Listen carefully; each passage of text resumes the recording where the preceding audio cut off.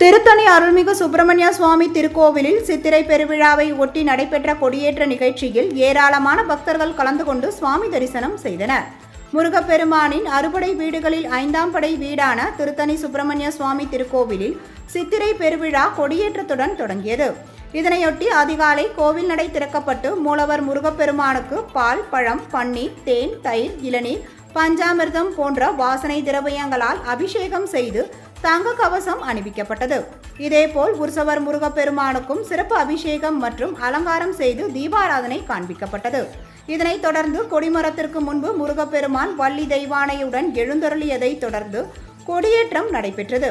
தொடர்ந்து 10 நாட்கள் நடைபெறும் இவ்விழாவின் போது முருகப்பெருமான் ஒவ்வொரு நாளும் வெவ்வேறு வாகனங்களில் வீதி உலா வந்து பக்தர்களுக்கு அருள் பாலிக்கிறார்.